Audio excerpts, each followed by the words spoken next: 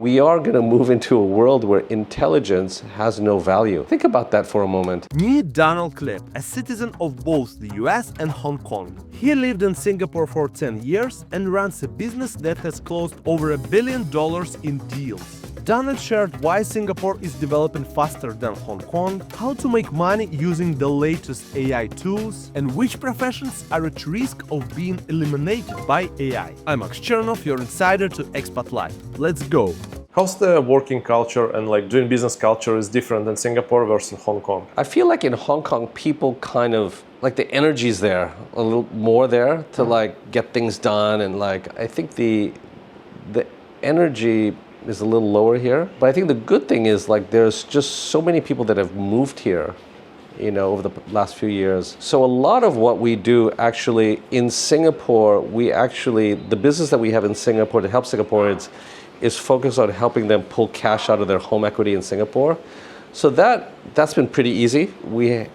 Hiring here has been difficult. I think that's one challenge that we've had is hiring. I think the labor pool in Singapore is quite thin. If you go to some good schools, you end up working at the bigger companies. Yeah. By the time it gets to kind of the pool that we get to choose from, it's thin. And then there's quotas on hiring, foreigners, or if you want to hire somebody to, from overseas to kind of be the boss to train people, we can't. And so that's been a struggle, but it is what it is. It's kind of something you have to work around.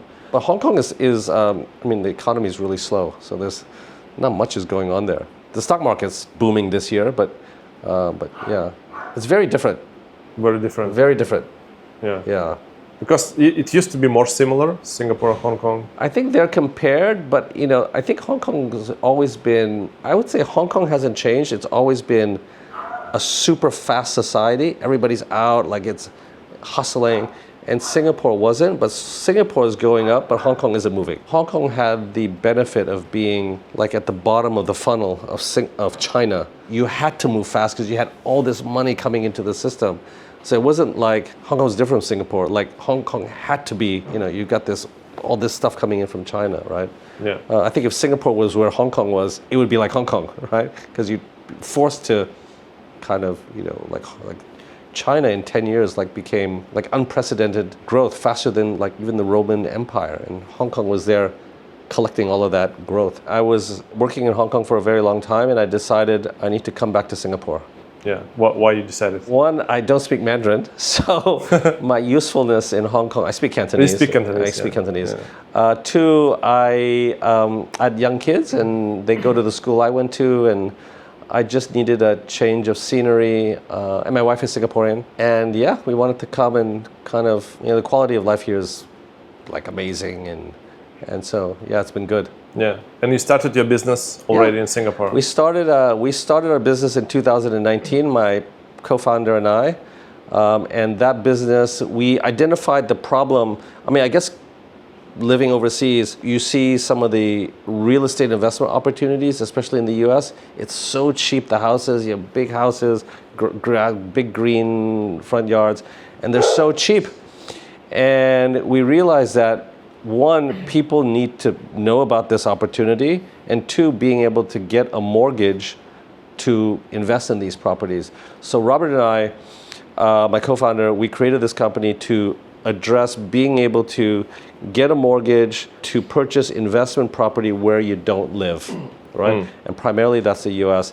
And the second business that's been really busy lately is helping people who have a home and they need cash quickly for whatever reason. Usually it's because they need to make an investment somewhere and the banks aren't lending. So we take the equity of the home and turn it into cash, and they take that cash and go invest it somewhere. Yeah. So it's basically called a home equity loan. Yeah. And so we're in Singapore. We're super active, do really big loans. We've done several $100 million of Singapore real estate over the past year and a half. So it's been really good, and we've provided a real solution for people who need, this type of money quickly. Was it a difficult shift from the corporate to business? It was difficult, yeah. I think what was the most challenging part? So your ego. When you work at an investment bank everyone around you is hyper smart, super aggressive, all went to good schools. And so the general wavelength is kind of the same. You're kind of fighting for, it's all, and everybody is self-motivated.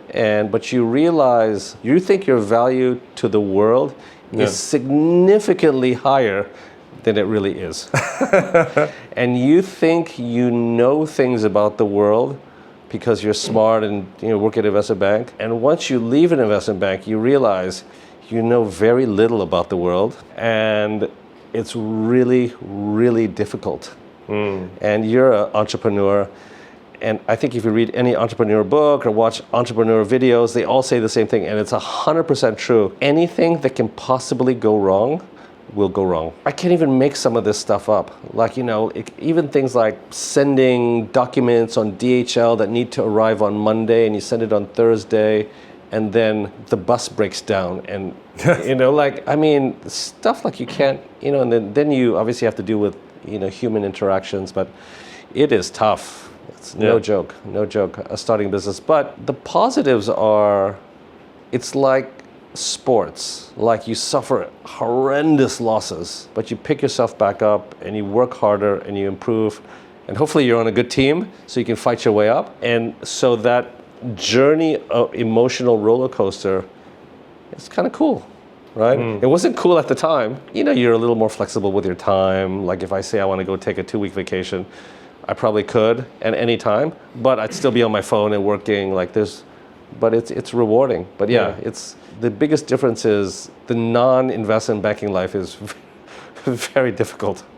Yeah, it's tough. And you have all your perks when you're in investment banking, all the bonuses and stuff.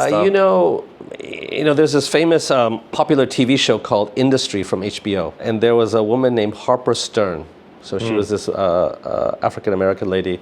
And so my job was exactly her job, and then eventually became her boss's job and so on and so forth. And watching that show gave me, honestly, I almost wanted to puke. It was so close to home, like that intensity. And I don't know, you could only do that when you're in your 30s. Like it was like intense. Yeah. But when you leave the world and try to start a normal business, you haven't developed many skill sets to do that. You have skill sets trading and looking at Bloombergs and yelling at people and buying nice suits and spending money. But once you go into the real world, it's super humbling. Was it your first business? No, I've had many failures. I started this Swiss sausage store in Hong Kong. And it was this amazing Swiss bread. It's like the stuff you buy at Huber's, right? Yeah. It's exactly the stuff you buy at Huber's. We baked this bun, and then we got these amazing sausages from Germany. And I rented this place underneath the stairs, and I was just thinking people are going to pay $10 US for this authentic bratwurst, right? And nobody came. Somebody came, but it was also humbling. But this one, the last one, the current one, you started when you were almost 50? I started it when I was 49 in 2019. Yeah. And we actually went and raised money through an accelerator program in Singapore. In Korea. So one of our investors are in Korea. We have a few investors, but it's the Y Combinator equivalent in Asia. So we're in Korea, we get, there's 2 weeks crash course. We're in a room, everybody's 20 years younger than me, talking about NFTs and doing this and doing this. And I go around the room and I have to say what I'm doing, and it's like mortgages, and everybody's looking at me like, what's that? It's like, well, you have to get you borrow money to buy a home, and like, oh, what's a mortgage? Like, And I was clearly the eldest one, and then you get up on stage and you talk to like thousands of people, and it was a really, really cool experience. The trouble is, COVID hit right after we raised the money. So the good thing is, we're older, we have a strong sense of fiduciary, like, we're going to go blow our investors' money away. So we pivoted and just focus on cash flow and becoming profitable. So the downside is we may not have become a billion unicorn company, but managing a business during COVID was was tough. Like, it was tough, and we had hired a bunch of people, and so we had to make some decisions on how to lower costs. So it was super, honestly, that journey, I say that now, but I wouldn't change it. It was heart-wrenching, but yet kind of rewarding. Yeah. So you run a business now in Singapore, but you're also really into AI. It's like your thing, your topic. You wrote a paper on it. Why? I'm a kind of a curious dude. I like learning. I think AI, everybody has a view and everybody is using it. I read a statistic that there are 400 million users of ChatGPT every week. I mean, it went from zero. It's quite a lot. It's basically like 5% of the total population. Yeah. Which is a lot. I mean, it's not only early adopters already. It's like people using it on a daily basis. Yeah. A lot of people. So it's been the fastest adoption of any product or service in the history of mankind. Siri and Alexa, right? We all have Apple phones. You go, hey Siri, what's the weather like? Alexa is something similar. Oops. Alexa is something similar, but these are great. They're kind of not that useful. And 2 weeks ago, Alexa now has embedded Claude 3.7 AI in Alexa. So Alexa went from being not so smart to the smartest human being on the planet overnight. So if you have Alexa, you can ask it anything. And so anybody who's asking that question is going to have the smart answers. Throughout society, what's limited societies from growing is intelligence, right? So the rich nations are more intelligent than the poor nations because they have access to education and good teachers and all this type of stuff.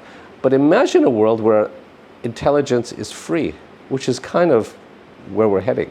Like, there's no value in intelligence because it's all going to be embedded in our day-to-day electronics. It'll be embedded soon it'll be embedded in our laptops. It's already embedded in some phones. So that's an interesting phenomenon, right? It's actually quite crazy. I discussed it with a friend of mine. He's like solid entrepreneur. He lives in Bangkok. And I tell him something about my daughter, about her school. And he's like, oh, I kind of don't believe that kids now need any basically information, any intelligence, because it will be done by AI. And it's kind of changed the whole concept, the whole paradigm of like how kids, for example, need to study. And as we just discussed it, the changes are coming much faster than we can expect. So basically, like, my daughter is 8, so she's in the 2nd grade. Let's say in 10 years, in 5 years, it will be a different world. In 10 years, it will be like completely different world. Yeah, totally agree. I took a Harvard Business School online class 3 years ago. It was like $2,000, something like that. And it was great. There was like videos and very crude interaction with other cohorts in the class. So you could kind of raise your hand, ask questions.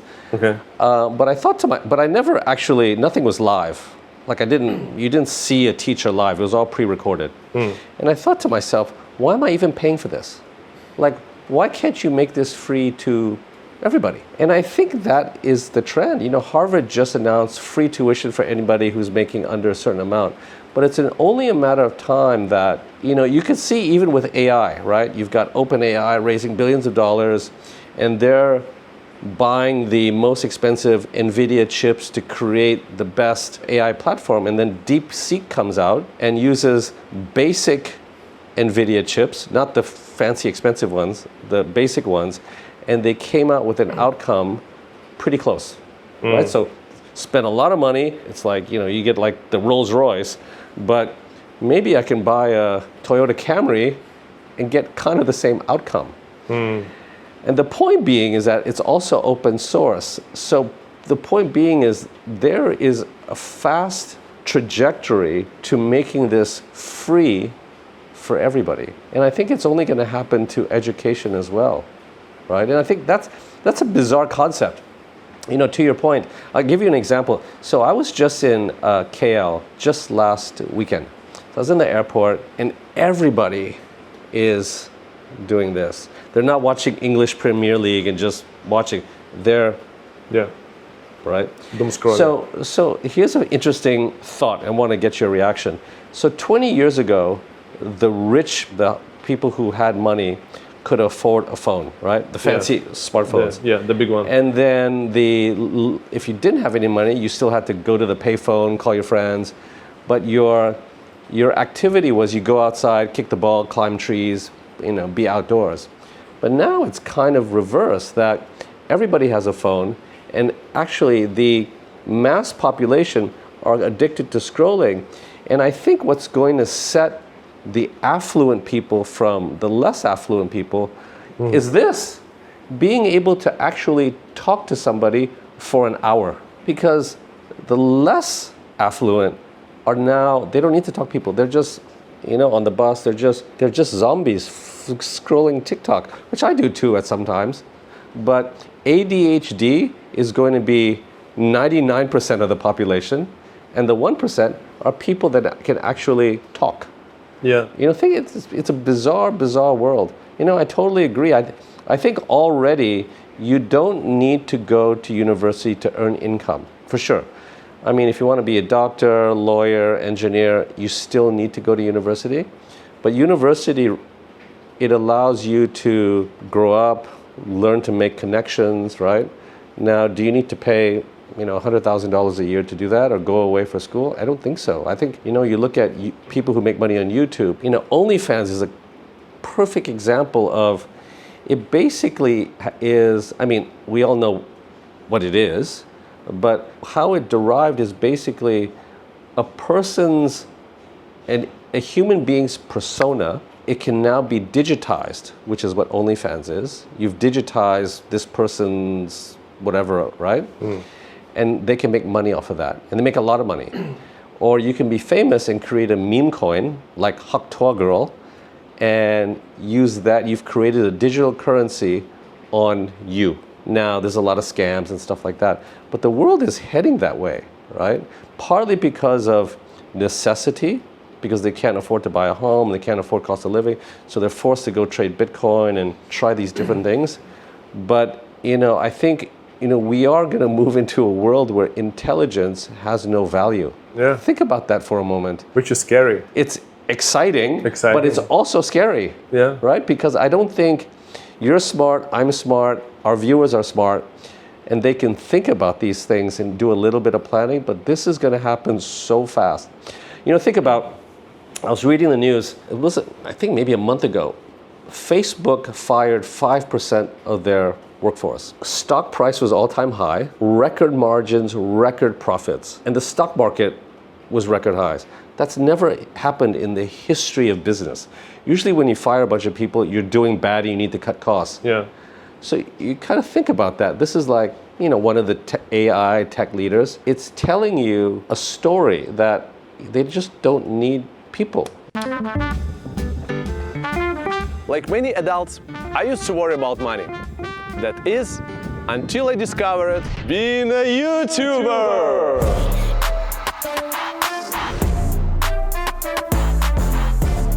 Welcome to my world.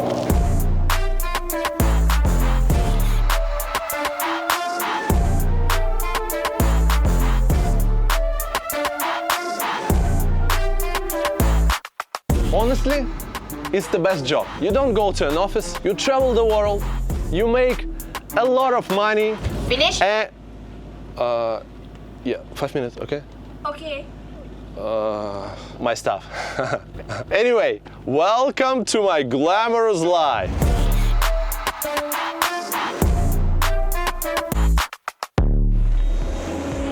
I used to film my videos just on a phone stuck on books. I was broke.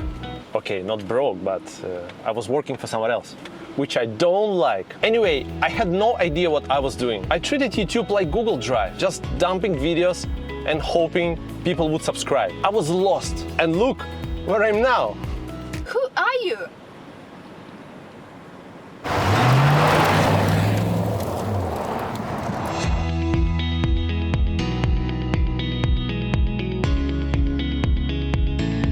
But But the good news, I figured out how to start, grow, and make money on YouTube way faster. But YouTube is not just about the money, it's about freedom. Freedom to be yourself, to do what you love, to have breakfast at 2 p.m. and call it content planning. I know. You want this life too. You want to ask me how to get here, how to live life with passion and purpose without worrying about the future of you or your family. You want to ask me this, right? Ask. I've made a video lesson for you. I break down my 5-step strategy that helped me quit my 9-to-5 job and start making real money on YouTube. I've put everything in there. The wins, the mistakes, and the embarrassing stuff as well. Anyway, this lesson will help you skip the bullshit, get results faster, and build $10,000 monthly income from YouTube.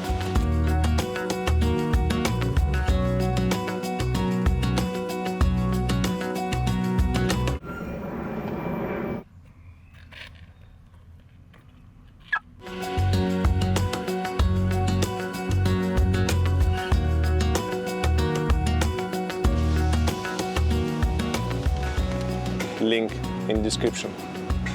Grab the lesson if it's still available.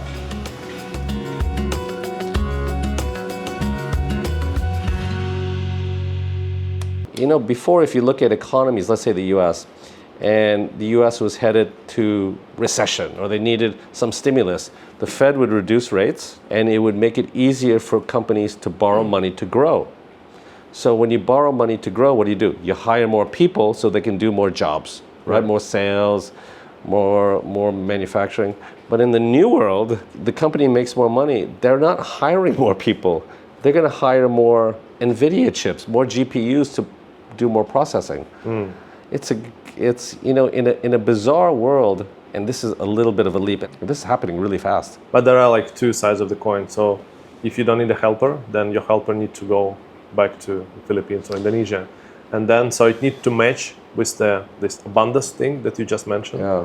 And the people losing jobs, Yeah. it need to be matched, these two things. Yes, good point. So one of the problems with a protective society, like a socialist society, is that it protects workers. They say if you behave a certain way, we'll make sure you're okay. Yeah. Just recently, I want to say within a month ago, the Port Workers Union in the US, so these are people who go and offload cargo from boats on shore. Yeah. And they agreed on a contract of $65 an hour, so that's $200,000 a year, to take goods off of a boat onto the shore. So this is great. It's protecting this group of people, so that's good. But what's not good about that is that eventually, whether it's 5 years, 10 years, 20 years, you won't need those people, because it will be robots doing that. So what you've done is you've not given them the opportunity to learn other things. You know, one of the problems that we're seeing right now with the tariffs, and I'm a little close to this because I did some research on this a long time ago, but it started with the General Agreement for Trade and Tariffs, and then it was the WTO. And so the thinking with all these smart people, it started in the 70s where these two famous economists, Hayek and Friedman, said, we have to have free markets. When there's free market economies, people are more affluent, and companies' main focus has to be on profits, right? And he wrote all these economic papers. It was the Austrian School of Economics, and most people in finance in the 90s and 2000s, like myself, were really free markets, free markets. But what we didn't appreciate, and actually the first company that could actually implement all this stuff was General Electric. So here was a company, Jack Welch, he was like super famous, and he was like, I'm just gonna make the most amount, my main goal in life was making profit for shareholders, right? Screw anything else, didn't matter. Yeah. He outsourced things and all that kind of stuff, and that led to a trend. In 2001, China got most favored nation status in the WTO. And overnight, 5,000 factory workers lost their job. It all went to China, right? In other countries, but mainly China. And so what that happened was, all those workers, all that wealth created from production moved to China, and that's what the contention is now. the folks that are constructing Trump's trade plan, their view is that if you want to be a successful nation in the history of mankind, whether it's the Roman Empire, whether it was the Industrial Revolution, you have to make things, right? When you make things, communities are happier, there's better bonding, they're a more harmonious society. When a society is just about buying things, there's an existential unhappiness, right? Because the rich people can buy more things and the poor people can't. And so what they're trying to do is, move some of that production back to the US, right? And some of it is geopolitical. There's some sensitive things that the US doesn't want China making, and I'm sure every country is going through the same thing. But the point being is, when those factory workers lost their jobs, they didn't have the tools to recalibrate. Either, Uber gave a lot of opportunities for people to make money by driving a car, but there just wasn't enough labor outlets to learn a new skill set, right? If you can't make cars, because cars are being made in Europe, what are you going to do? So to your point right now, that's the big hurdle. Like when you're not going to need lawyers, you're not going to need doctors, a lot of doctors probably. Education's going to be commoditized. So this labor force has got to learn to do something else, right? And now there's more things to do. There's more outlets to make money if money is something that's going to be relevant. But yeah, I think it's a kind of a big problem, especially, I'll give you an example. The first jobs that will be displaced, ironically, in this new AI age, are computer programmers, right? So Claude, one of the big AI companies called Anthropic, they have Claude 3.7, but they've launched something recently, I think in December, called Claude Code. So it's an AI embedded in your computer that actually codes things lifetime, and it learns. So you think about the programming demographic in, say, India or in those countries. What are they going to do, right? Or you think about the outsourcing companies in the Philippines. So when you call Apple because you can't get certain functions to work, or you're at HSBC and you can't log into your dashboard, it's all outsourced and that 100%. By the end of the year, you're going to be talking to an AI interface. Which year? This year, already. Already. So we're doing this internally right now. Is we're uploading everything that we've ever written as a company. Okay. And the AI can scrape everything off of our internal Teams, Microsoft Outlook Teams. Yeah. And we can put a face on it. And so when you call me and ask me about certain aspects of the loan, how does it work, how do I close, how do I sign the documents, it'll answer it with my face. Because it's programmed, because I have all the answers, because 99.9% of any question that's ever answered, right there. we're already there. Yeah. Think about that. That's this tool, VAPI, VAPI.ai. so It's a voice AI agent. Yeah, my friend just showed to me a couple of days ago. It can work as the same as your sales department, basically. If you feed enough information to them. And support. Support is gone, more or less. It will be gone for sure. The technical support, this question from customers. Sales as well. They actually did this experiment, these guys, with few companies. So basically in every company you have the list of dead clients. Dead meaning you have email or you have phone number, but either they said no and then you never follow up, or they never responded, something like that. So sometimes it can be 10,000 people that can be potentially leads, potentially your customers, but you never close the deal with them. So they use this tool, and basically they made the calls to these 10,000 people, and they closed 30% of something of these 10,000 people. And then they actually did this review, and half of the people, they never understood that was AI calling them. Crazy. Man, I'm telling you, it's happening. It's happening a lot faster than I think people understand. And so it's up to governments to say, hey guys, if you're doing these jobs, why don't you learn some other tools? I've already asked my kids to start getting comfortable with ChatGPT voice. So you can just ask it questions. Hey, how do I shoot a jump shot? How do I kick the ball in the upper right corner when I'm playing football? You know, and it'll say, oh, you know, plant your left foot here and focus on like. Nice. So they get used to it. Yeah. How old are your kids? The 14 and 11. What skills will be needed? I mean, would you recommend your kids, especially 11-year-old one, to go to the university after school? Okay, I will say, I'll answer it a different way. So I will say, when I went to university, I had no choice, right? Yeah. So if my kids say, you know, there's an ego part of this, right? You want your kids to go to the school that you went to and all that stuff. But it's not important. If they said, I don't want to go to school, who am I to say no? Of course, I'd love them to stay at home with me. But, you know, I think it's important to give them, to your point about your daughter and YouTube, is we have to start getting them comfortable with earning money in different manners, because maybe money might not be relevant later, or there's different technologies, but going through that skill of that habit of being flexible and learning different things is really important. But yeah, I don't think 100% you don't need to go to school. Right now, imagine your son or daughter says, yeah, I want to go to Harvard or whatever school it is, you know, and it's $100,000 a year, and I want to study English literature. I'm like, why don't you just go watch YouTube, right? Now there's value on meeting friends and network, but I think skills like selling is going to be important. Like if I have to sell a big contract to another company, I think that's still going to be around.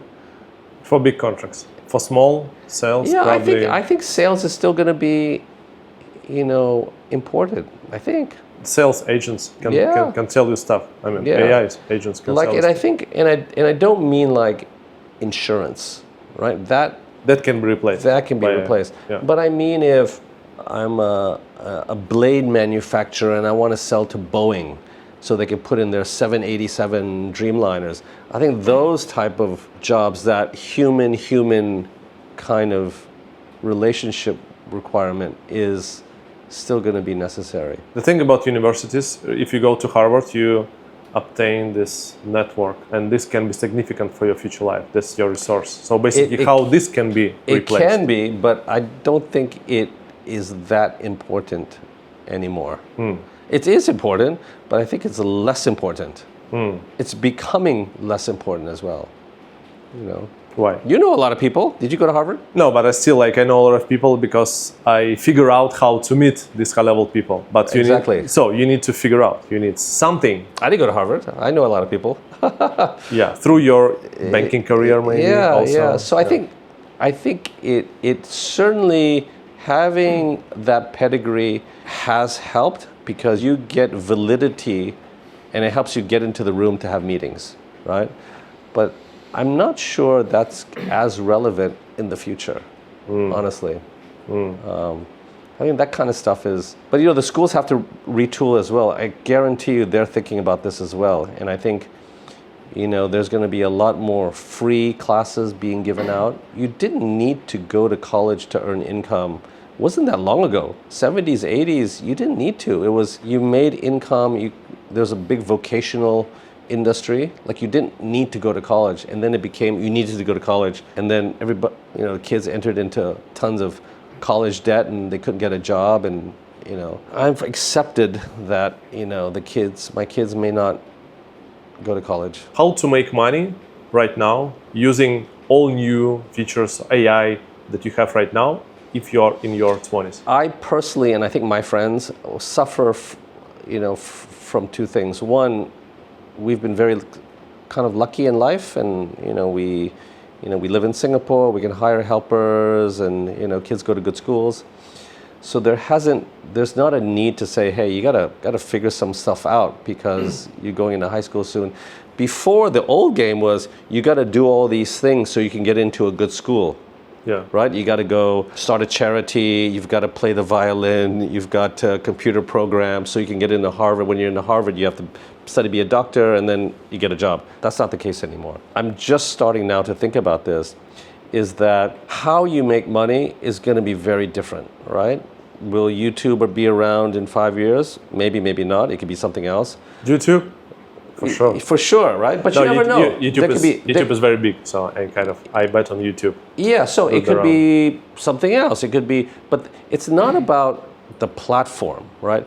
It's not a view on what's going to be around is in 10 years. What needs to be understood is your ability to be flexible. The lens at which you view the world has to be wide, and you have to be comfortable. First, you have to have some commercial aspects to it. So you need to learn what money is and how to make it. But you ask anybody in college right now, you ask them anything about crypto, they know how to create MetaMask and open accounts and Bitcoin mining, and they know how to, they're comfortable in this world, right? Yeah. So what I would say right now is get really comfortable using AI. You don't need to know how to code it or the math because it's irrelevant because it learns on its own. But how do you use that intelligence to be creative in life? Now, it could mean making money, but I also think that the concept of how we make money is going to be very different. Is money going to be even around in 10 years, right? Yeah. So I think the thing right now is most of my friends are still on the go to a good school, become a doctor, become a lawyer, and everything will be taken care of. And I think within a few years, that might not be even relevant. So the faster you can get comfortable using AI and using it to be creative and making money. I really like what you posted about, sharing with your daughter, because it's not about making money off YouTube. It's about going through the process of doing something and earning income, right? Because that skill set can be translated to other things. There'll be AI platforms that are going to be selling viewership. Maybe it'll, YouTube or Spotify will be merged onto ChatGPT, right? And then it'll all be one platform. But the key is really just to be very open-minded in how to use AI to help you, right? Not about getting into college or, and that is really the message. Yeah. I think the old routine of valuing, sounds just absolutely bizarre, me saying this, is that if we're in a world where education and intelligence have very little value, the value you bring is what we're doing now, right? You use AI to help you create, but it's really this human experience can never be replicated. For now, for the next 30 years. At the end of the day, good or bad, the experience, this vibe, this energy that you and I have sitting in a room can't be replicated. Now, we could have humanoids talking to each other, but that human feeling can't be replicated. But for sure, you got to get comfortable using this technology. Yeah. What I see actually, young people are super comfortable to try new things. Yeah. Even I'm 40, so I had a friend, he helped me to quote some solution for our company, for our sales department a couple of days ago. And he's 30. So he used more tools than I do. So he tried different websites. And also okay, this doesn't work, just remove this. And even me, I think I'm quite open, but even me, I still have this fear to be uncomfortable when I try some new app or some new solution or some new website. And for my daughter, she's 7, almost 8. She doesn't have any fear installed in her, to try anything. So how the value can be created maybe with the next 5-10 years through actually mental changes and psychological changes. So someone need to help the society, the majority of people, to make the switch and to be flexible, to become more flexible. So probably this thing will be will be a huge market. Just to your point, you think about all of our kids, right? What game do they play? They play Roblox, right? What is that? Yeah. That is a digital world. Yeah, open right? universe. Yeah. There's a digital world where they have friends, or they go with their friends as an avatar into this digital world, building things, going on journeys and swimming and going shopping. So their brain already is used to being in a digital world, earning digital currency that I pay for. But you remember when we first watched Avatar, a James Cameron movie, where he goes into this pod, clicks on, and then he goes into a different world as an avatar. this is kind of the shit that's happening. But I think governments, I don't know if anybody's thinking about this, but the government's role in society is really to help balance the relationship between labor and capital, which is making money and working, right? Yeah. And so when the labor costs zero, yeah, exactly, and there is no capital. Exactly. So it's mind-boggling. I'll give you an example. Like what's happening is this AI is matched with energy, right? So what do you mean? So the ability to scale AI has to do with energy because it's compute, it's all that kind of stuff. And fossil fuels are still the cheapest. Like oil's not going away. But for sure, the mega trend is going to be renewables. It has to be, right? And what's going to happen is they'll figure out a way to extract the sun's energy, whatever, in a cost-effective way. Like if you look at the cost of solar is like super low. And so I think what will happen, I think Elon Musk talks about this, companies already now are creating their own small nuclear power plants on their facility. So what's to say in 10 years, every house doesn't have like a mini nuclear power plant? There's no need for using the country's electricity grid because it's going to be self-serving because it'll be so cheap, or it'll be like District 9 in Bukatima. We all have our own power sources, and then when I need some, I borrow yours, and when you need something. So it's definitely going to be a distributed energy grid type situation, but in a community base. You can see it's already happening. China wanted to get to 1,200 gigawatts of solar energy by 2030 because they know what we're talking about. Like the only way is to have electricity at a more community level, and they've already reached that. They're already moving towards disintermediated world of energy production, right? Because it's just inefficient. The government kind of controls all of this stuff. Yeah, I think it'd be interesting to see how governments react to this. But their job is to, my view of government is fairly simple. Like they've got to you got to make a harmonious society where it's a level playing field. Singapore does a really good job of that. I think we've spoke about this before. We'll give you HDB housing. We'll make food relatively inexpensive. And if you want to work harder, you can get private housing and own a car and things like that. But if you look at things like in the U.S., you've got one dude worth $500 billion. Like something's not working, right? That'll be interesting how it's going to take care of its population. Think about in those cowboy movies, right? Everybody had a horse, right? Yeah. You go to the store, you ride a horse. You go to battle, you ride a horse. I think humans are going to be like the horses of the past. It's like not necessary, right? Like human as terms of labor. And I read this statistic, and this just blew my mind away. So December last year, so in AIs you have LLMs, which is kind of like the ChatGPTs, they answer questions and stuff like that. And those require humans to actually label it and stuff like that. And then you have reasoning models, which are more sophisticated. They need different chips, and you ask it more complicated questions, and it shows you how they thought about it, right? Yeah. So those are used for things like cybersecurity. It'll be used to cure cancer, and that uses a lot of physics and math and logical reasoning, all that kind of stuff. December, OpenAI's 3.0 reasoning model achieved 25% level of frontier math. I mean, this is like PhD level math, like just the smartest people in the world. 6 months before that, that was at 3%. 6 months later, 25%. And if you look at Moore's law, Metcalfe's law, Reed's law, they all say the same thing. Like things double every 2 years, but it grows exponentially. My point being is, at some point this year, or maybe next year, humans will not be the smartest people on this planet. Yeah, the smartest creatures. Smartest creatures. So, you look at Claude and all these AIs, the IQ is about 150 right now. 150, 160. It was probably 60, 70, 80 last year.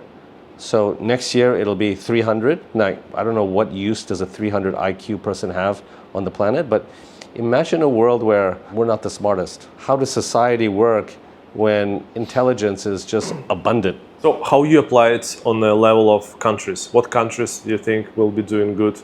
What countries will be doing not so good? What is a country, right? A country is, we all hold a passport and we belong to a It's community. a contract. Yeah. We belong to, we have a contract.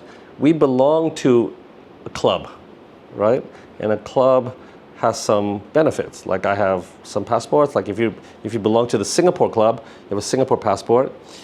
And there's a contract that, if you do certain things, we'll take care of you and you pay some taxes. And I have some friends around the world, so when you want to go visit them, we make it easy for you to travel. But in a world, there's some big, superpowers that have historical plans. China, Russia, Rome, Germany, US, Japan, those I guess the ones I can think of, right? And they all kind of at one period of time, were a global superpower. And they're still, China thinks this, certain part, in Middle East it's more religious based. But what if that wasn't an issue? Like, what if the need to be where they were before was not an issue anymore and everybody was harmonious? And that's sort of what I think. Like, I think places like China have an advantage because it's just easy to execute technology. Because if you think about a company, it's basically manufactured bureaucracy, right? What is an AI agent? What is ChatGPT? Like, you could have Max Chernov AI, and that basically is a company that has no employees, right? So having things that are valuable, like natural resources, are still going to be valuable. But, in a world where intellectual capital is not valued, I think that's bizarre. I don't know what the role of being a citizen is. You think about that, right? What's the difference between a U.S. citizen and a Chinese citizen or a German citizen? Germans, they're part of this EU club, right? And then, they try to raise different types of taxes so they can, take some money to take care of it. But if everybody started moving in the same direction, like, I don't know, maybe everybody just becomes harmonious, hopefully. But I don't know the answer. Yeah, the thing is, AI can remove potentially the legal part of it, like being a citizen of a country, like the borders, the passport, this kind of stuff. But to improve the relationships between like Palestine and Israel. I'm going to say something that is going to be so controversial that I can't wait to hear the comments, right? So imagine a world where AI gets to 100% of frontier maths. Like any math that has ever been thought of, any problems, it's solved. So then it thinks about the current maths and physics as we know it is based on our dimension, which we assume, I don't want to sound like I've lost my mind, but imagine, we've all watched these movies where there could be different dimensions and stuff, and it starts using math to prove out, wait, maybe God doesn't exist. Maybe it can all be proven mathematically. Or God exists. Or God exists. Yeah, but will it help if it's proven? But one way or another, imagine a world where they use indisputable math to prove something that has to do with religion. It exists or doesn't exist. Because India's got 2,000 gods. Middle East believes in a certain, certain thing. You have the Christians, you have Catholics. How do societies react to that when there's indisputable math, right? So that's... No, but they will refuse to believe. People are so subjective and so biased. They're so subjective, but it's never been mathematically proven, right? It's all been, okay, there's like the Big Bang, evolution, but that also is, there's always like, well, who was the creator, right? I believe in God, but I can also see it hasn't actually been mathematically proven, right? So who knows? I don't just think that conversation, right or wrong, I don't think the world's ready for it. And I think that conversation is going to be happening. Like you saw how the world reacted when they cloned Dolly the sheep. Yeah. Right? Yeah. Oh, this is, you're acting like God, and well, it's evolution of science and stuff like that. But there's nothing that we haven't been smart enough, actually, to prove it.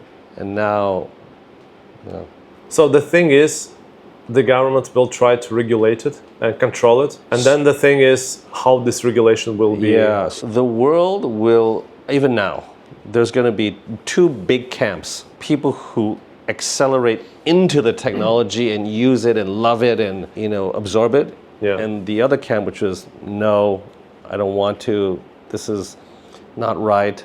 So it'll be accelerators and decelerators. But it goes back to agreeing to minimum wages for these port workers.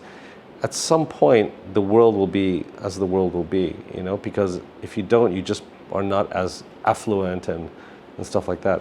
I don't know the answer. You have conversations with smart tech people. I read a little bit and I try to use these technologies, but it's we're lucky because we can see it, feel it, and use it, and it's like, shit, this is some serious shit, man. 100% countries like Switzerland, Dubai, Singapore, Hong Kong, actually all major cities, it's built on services, right? Good restaurants to attract,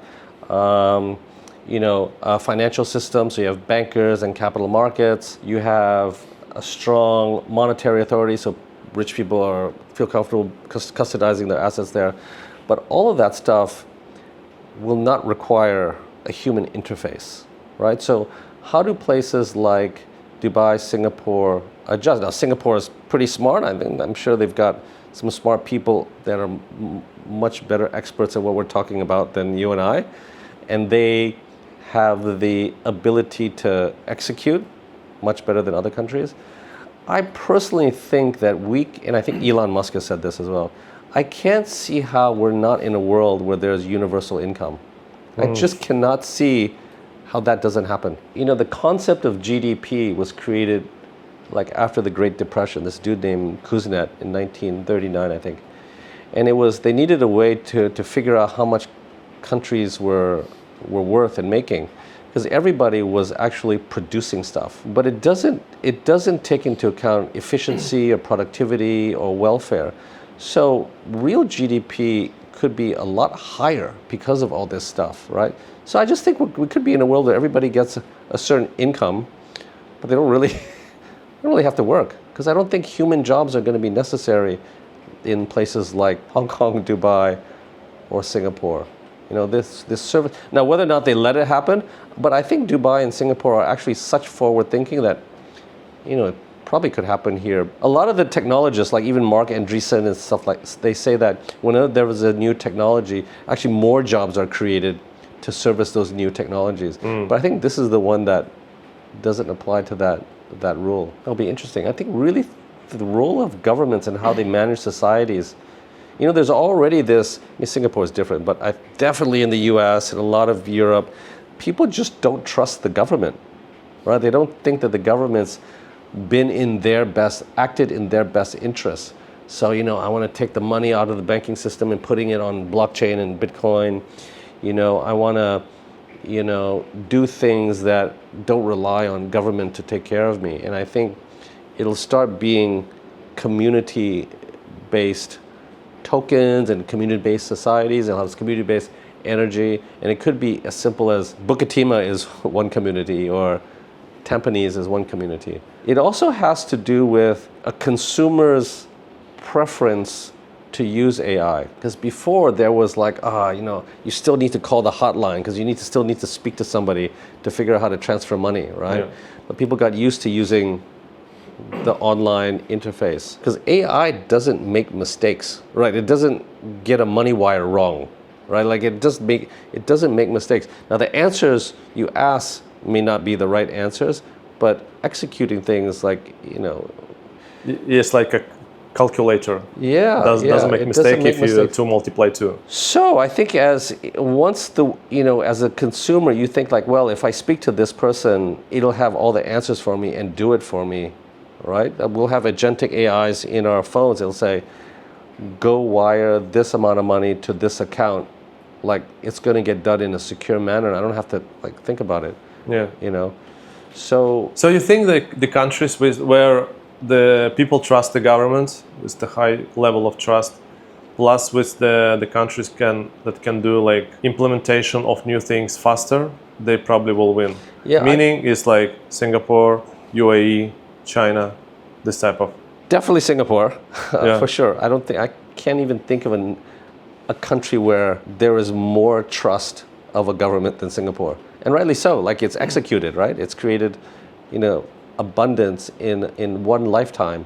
I don't think South Korea after the war was the third poorest country in the world. And this is like not that long ago, like in the late 50s, I think, 50s, Yeah. mid 50s, it was, per capita income of just a few $1,000s. And now it's one of the richest countries in the world along with, so I think Singapore, South Korea, like these guys have, especially Singapore, like there's a real trust because they've done it. They've thought generationally. But yeah, it's a good point. I think you're right. You mentioned that potentially there will be no money, no capital. Can you elaborate on this? If you think about the history of money and the banking system, banks were created as a means to create credit in an economy, to borrow money to buy goods and services.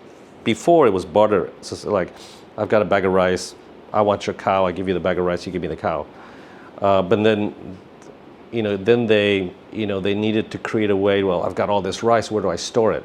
Right? I'm gonna store it in a warehouse, and well, how do I charge you for storing it in my warehouse? Well, you're gonna have to pay me some interest in the form of rice. So you have money is used for an exchange of goods and services, right? So that's typically what that is for. Yeah. So you think about robo-advisors. You've got Endowas, you've got Arta, you've got whoever. Stashaway, right? And so what these guys are doing is they are using technology to create returns from markets, right? And so that is a function of you buy more computers, you're going to get a better outcome because at some point, right?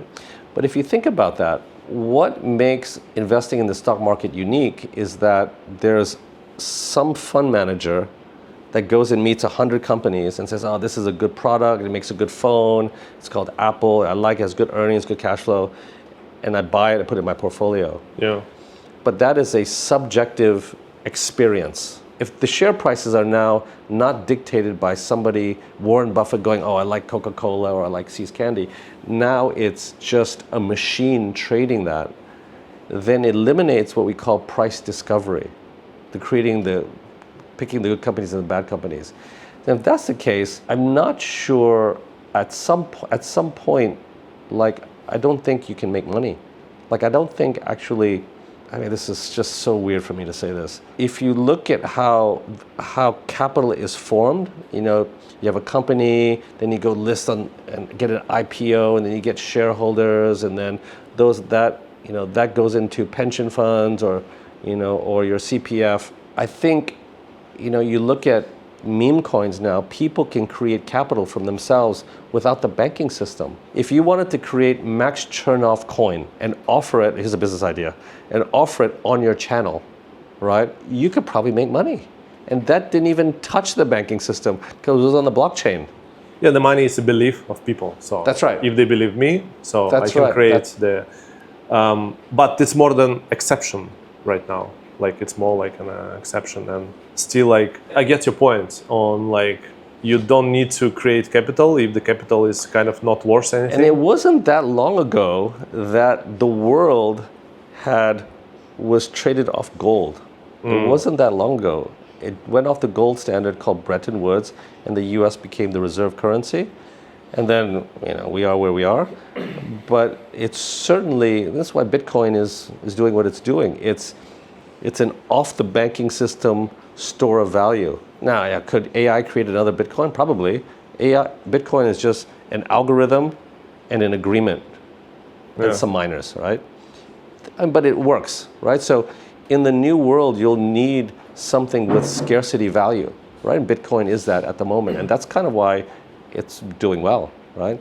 Yeah. So the role of money, there's some... Hey, Sebi, say hi. Hey, buddy. But this is a big problem, right? You've got big banks and big institutions and the Fed. The Fed's job is price stability and employment. Half of that is going to be zero. Like, this stuff is going to happen really fast. So to answer your question, I think ultimately money as we know it's not going to be around, but there's just too big, it's such an incumbent, entrenched way of doing things that it's going to be a while. I think you can slowly see it's moving towards blockchain technologies, and pretty soon we're already slowly transacting on, on chain already, right? And the governments don't like that because they think you're laundering money or things like that. I'm sure there's some of that, but it's inevitable. If you apply what you think now and like what you know about AI, if you apply it to content creation, like my area, YouTube content creation, what would be your like ideas or your thoughts? For example, how I can implement. I'll give an example. So I'm not gonna give you too much of an idea, but I was thinking about creating a product, right? Something relating to sports, and I used the voice prompt on ChatGPT. I was like, hey, what do you think of this idea? I want to do this, and it helps people when they do this. And it gives me, and I'm just having this it's like a business consultant. Yeah. And I got so many ideas from it. So, part of what you do and content in general, it's like surfing, right? Everybody knows how to surf, but it's being able to catch the right wave, right? And the right wave is what people are interested in hearing. So right now, everyone's talking about Trump and tariffs and AI. Last year, everybody was talking about Bitcoin. The year before, everything was talking about DeFi and altcoins. Might be something next year, right? But you can use AI probably to preempt or maybe have a better understanding of what people want to hear. I mean, I don't know, you can ask the three or four AI platforms, and you could probably ask, if I wanted to do a YouTube on a topic that people want to hear, what would that be? I'm actually sure they would give you a pretty good answer. Let's say, will I be replaced with my format, with my show? Will I be replaced by AI or partially replaced? There are some things already happening where AI is already creating Twitter accounts and posting content. Yeah. But I don't think so, because you need. Well, okay. Let me answer that. There could be a world if you instruct the agentic AI to create. If you give it an instruction to do it, it could do it. But at the end of the day, Stop. Kobe, Stop. no. Not this one. At the end of the day, you need, because your channel is about human connections, right? Yeah. And you're good at it, and you need that person at the top to say, this is a good idea, let's talk about this story. Any other ideas that's regarding AI that I could implement into my business, into my YouTube channel? I would just use it more and just ask it questions. You'd be shocked. Like, you could even say things like, so I like to watch Lex Friedman. I mean, these are super long videos, but he's like, gets really deep. Yeah. There's another one called Richard Carlin, I think it's called Super Long History of the World.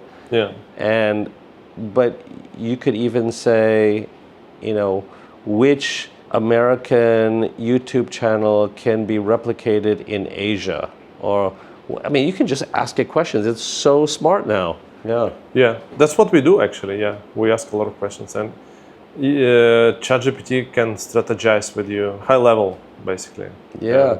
It's, the prompt that I used recently. If you have, for example, ChatGPT, you can switch on the memory. You can put this tick, so it remembers everything that you talked with him about, or with her. So basically, you can ask, okay, based on what you know about me, what's my areas of development? How would you recommend me to grow my skill or my company or my business within the next 10 years? And it's actually give you and explain me to me. It actually give you a lot of insights about yourself, and it propose you area of growth for you and how you can develop. What was the data set that it used to know you? Is it from your... From all my prompts, all my interaction with ChatGPT. Oh, I see. So I start using it maybe a year and a half ago. Okay. And I probably tick this box with the memory maybe a year ago. It's only, I think, on the paid version. And so basically it knows me super well. For example, ChatGPT said, based on our interaction with you, you don't like bullshitting and fluffy answers, so you like to make it more concise. And it's true, like that's my way. And then basically it knows about my business because I use it a lot for my business. So basically it kind of gives me the ideas how to strategically, how to like build my business. Because it knows my business already. What's your thought on DeepSeek? You know, it's not as polished, but they managed to get a very good outcome using very standard NVIDIA A100 chips that are like, you know, $8,000 a pop. OpenAI is using H100, they're like $40,000 each. They're going for like the Rolls-Royce effect. Yeah. But you know what happens is you have this data. It's kind of like you've got Burger King, McDonald's, and Wendy's. They all come out making the same burger, but they all try to make the best burger they can, the fastest and the cheapest. But McDonald's might put the lettuce first and then the mayonnaise and then the ketchup, and then Wendy's might put the pickle first and then the cheese. Yeah. But what DeepSeek has done is eliminate some process of the training, certain process of the training. They said, we actually don't need that. Let's just try it without it. And they got pretty close. And it's open source. So it's kind of like BYD. They're just making it so cheap, which is great for the consumer. Yeah. Right? And they're just making the cost of the stuff. If the cost of energy is slowly moving towards zero, then I guess it's not a problem. So it's like this abundant world of intelligence at all of our fingertips. Yeah. Cool. What shifts in the society you would see with all the new AI technologies implemented? How the societies will function differently? Maybe you can come up with the example. You know, I think we all belong to clubs, right? I have a tennis club. They're on WhatsApp. I have, parents of my kids. One kid's grade. There's a little club, and we're comfortable acting within that little community. We share things and ideas, and I think that previously the clubs were religion, right? That's the dominating kind of club that you belong to. Right. In fact, it was even more powerful than governments in some parts of Europe. Yeah. And actually, it's been around before governments. So I think it just feels like in my gut, like we're going to be moving towards community-based societies, and it'll be self-governed. You heard me say this earlier about ants. Like, ants, there's like trillions of them. They kind of figure out how to operate within. Yeah. Everything moves so. Yeah. It's a bad example, but because they're not humans or mammals, but I think we just kind of figure it out. Right now, what limits the problems are a lot of like income disparities. Poor people, they need to go rob banks or do bad things.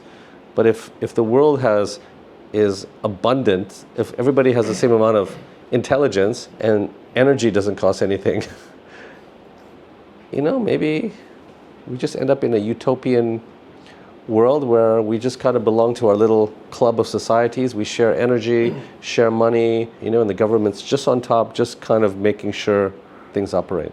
Yeah.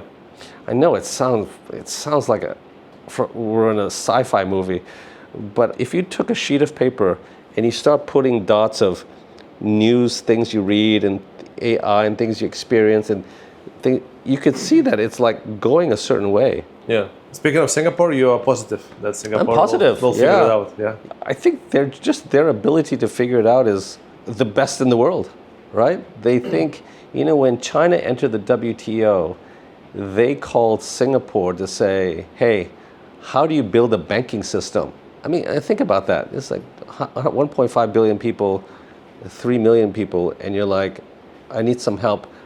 Yeah. It's because China thinks generationally, right? They're not thinking next 4 years, next earnings quarter. They're like, how do I create a successful banking industry for the next 100 years?